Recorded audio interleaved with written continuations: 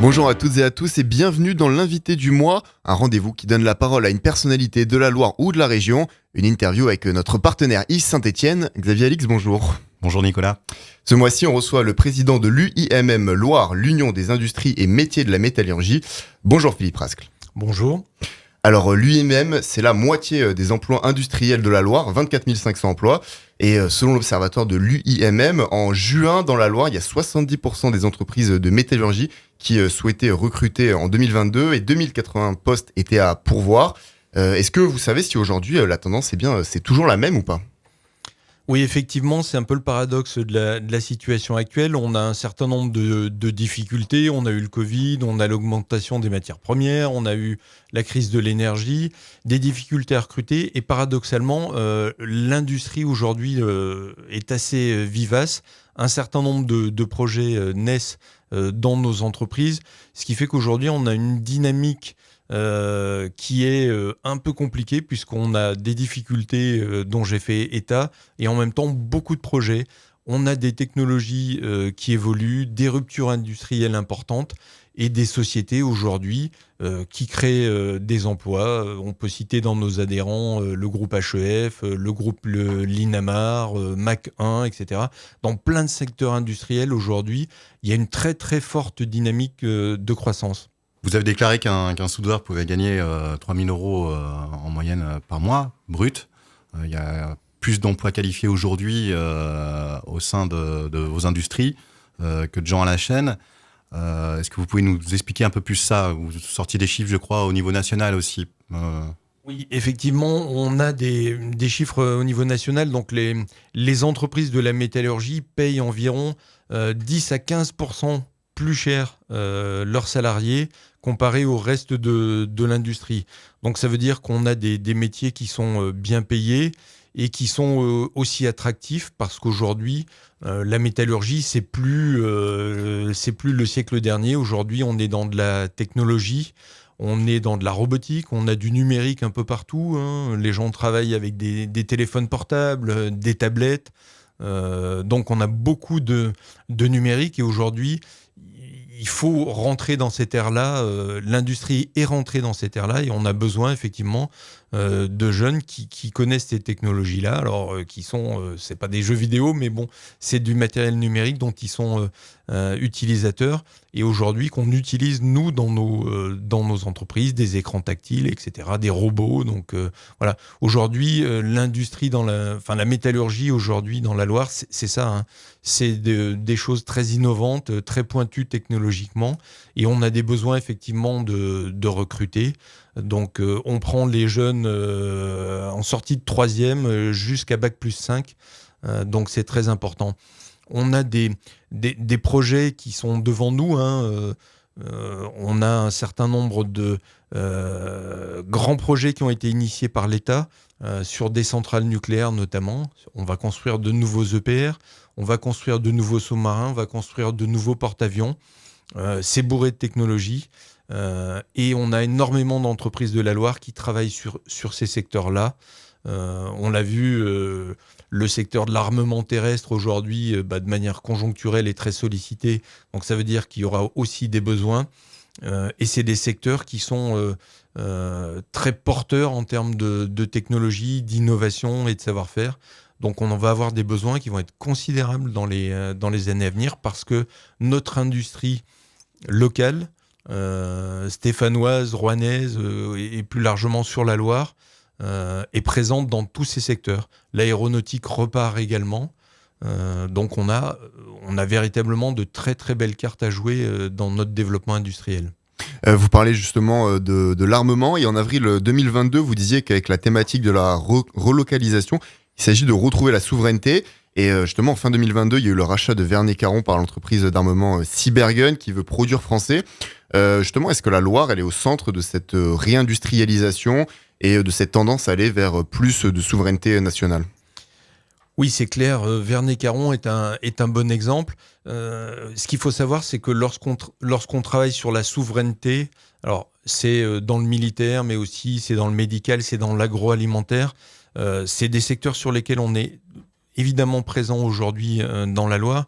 Et il faut savoir que c'est des secteurs qu'on ne va pas redélocaliser. L'armement, ça ne se délocalisera pas, c'est clair. Le nucléaire, on ne va pas aller acheter à l'autre bout du monde pour fabriquer les centrales nucléaires. Donc, c'est tout pour faire les sous-marins, c'est pareil.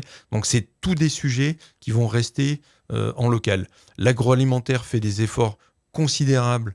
Et je pense que les circuits courts et puis lorsqu'on mesure aussi les empreintes carbone, aujourd'hui dans l'industrie, on est très impliqué aussi sur tout ce qui est empreinte carbone.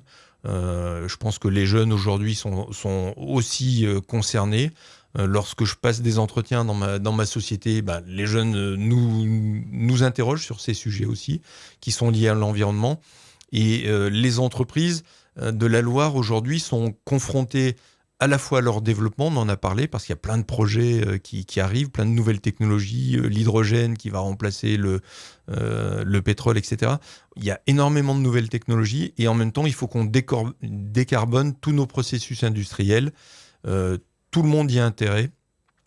Et là, il y a une évolution et il y a une révolution qui est en cours dans les entreprises qui sont déjà sur le sujet à l'heure actuelle. Vous parliez du nombre de recrutements et du développement industriel dans le département, avec de nombreux projets. On les a cités. Il y a ECF, l'Inamar, une nouvelle usine aussi dans le forêt avec Maquin. On pourrait en citer des tas d'exemples. Il y a aussi de la casse, mais c'est largement compensé apparemment. Mais malgré tout, vous avez une écrasante majorité de vos membres qui disent qu'ils ont du mal à recruter. C'est le cas en 2021, c'est le cas à nouveau en 2022. Pourquoi ça fait 20 ans que je fais du journalisme, 20 ans qu'on dit que c'est plus Zola, mais qu'est-ce qui se passe? Pourquoi on n'arrive pas à recruter? Alors, conjoncturellement, on arrive à recruter, mais on a du mal à combler les besoins, parce qu'aujourd'hui, on a un certain nombre de personnes qui arrivent à l'âge de la retraite, et que en plus, je dirais, on a des boîtes qui ont des projets et de la croissance. Donc ça veut dire que l'ensemble des gens qu'on forme dans nos centres de formation, et on développe un nouveau projet de centre de formation pour augmenter nos capacités de formation sur ce sujet, on a du mal à pourvoir l'ensemble des besoins des entreprises. Mais c'est la conjoncture qui fait que beaucoup de gens partent en retraite. On va avoir 5000 postes à pourvoir dans les 3 ans qui viennent, de gens dont on sait qu'ils vont partir en retraite, si le système ne change pas un petit peu d'ici là. Et en même temps, on a ces besoins de croissance. Donc aujourd'hui, on a des métiers qui sont moins pénibles que ceux qu'on avait le siècle dernier. Et clairement, aujourd'hui, la pénibilité dans les entreprises est extrêmement réduite. On a des moyens de levage, des moyens de transport, etc. Beaucoup de choses sont automatisées, donc là-dessus, il faut le dire, c'est plus du tout les conditions qu'on avait. On a des ateliers qui sont climatisés, enfin, je veux dire, on a des conditions de travail qui sont largement optimisées. Voilà. Et aujourd'hui, je pense que par le biais du numérique, on peut attirer effectivement de nouvelles personnes, des jeunes qui sont plus sensibles aussi à ce numérique. On fait des efforts aussi dans la formation. Aujourd'hui, on a des formations en alternance qui sont un véritable succès. Alors, par le passé, on était très orienté formation initiale, etc. Il faut un bac, il faut ci, il faut ça. Maintenant, c'est beaucoup de formations en alternance qui sont très concrètes, très pratiques. Et les jeunes, aujourd'hui, sont aussi friands parce qu'ils apprennent un métier, c'est du concret. Ils ont un vrai sens à ce qu'ils voient plutôt que de faire de la théorie à l'école comme ils ont fait pendant toute leur scolarité, quoi. Comme pour beaucoup d'entreprises, le gouvernement il vous demande de réduire votre consommation d'énergie. Et en septembre, vous disiez que baisser de 10% la consommation énergétique à court et moyen terme, ça vous semblait pas possible. Est-ce que c'est toujours le cas? Et comment est-ce que vous gérez justement cette hausse des factures d'électricité?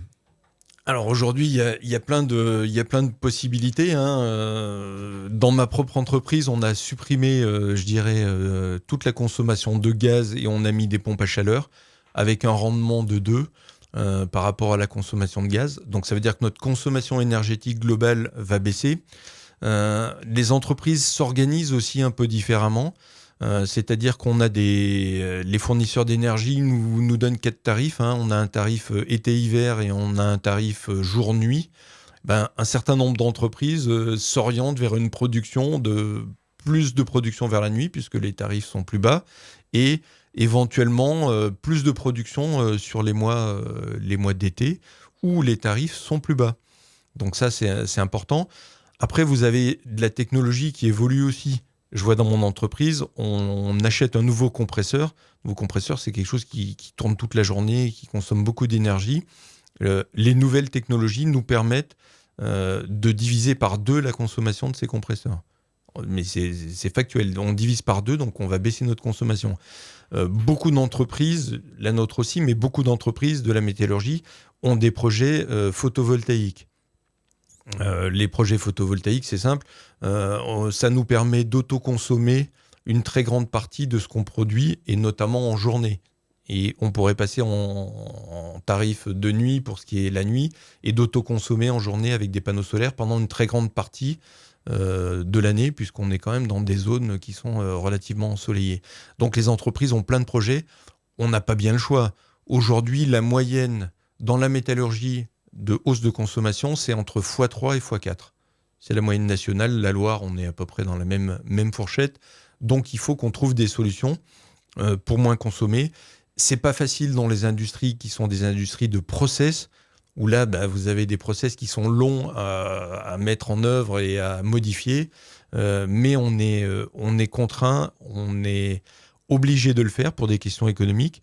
Et en même temps, on essaie de le faire en alliant la décarbonation aussi, parce que si on peut consommer moins et décarboner en même temps, c'est tout bénéfice pour les entreprises. Est-ce que la croissance dont on parle, cette extension industrielle qu'on n'a pas vue depuis des décennies dans la Loire, elle n'est pas paradoxalement menacée par la difficulté à recruter? Oui, effectivement, la difficulté à recruter est un frein à l'expansion des entreprises. Donc, il faut impérativement qu'on soit beaucoup plus attractif. On l'est au niveau des salaires, on en a parlé tout à l'heure.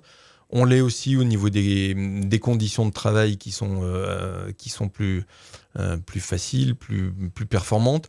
On l'est aussi en termes d'innovation et de travail, du travail sur des sujets qui sont très innovants.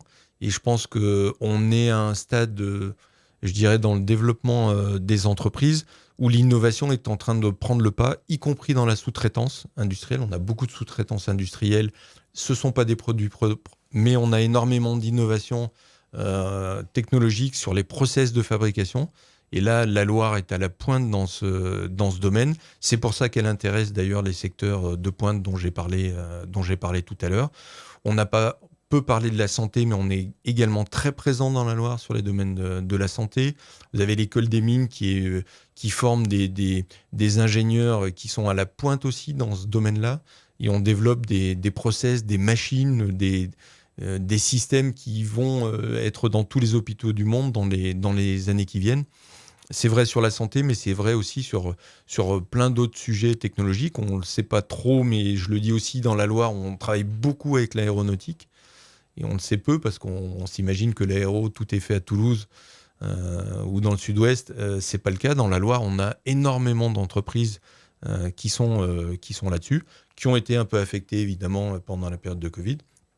Ça repart aujourd'hui sur ces secteurs-là. Et là encore, les donneurs d'ordre que sont les grands groupes, Airbus, Safran, Thales, etc., ont besoin de sous-traitance performante et d'innovation. Et là-dessus, on est vraiment à la pointe dans la Loire. Philippe Rascle, merci d'avoir répondu à nos questions. Merci. Et merci Xavier, journaliste pour Yves Saint-Etienne, notre partenaire. On se retrouve le mois prochain avec un nouvel invité.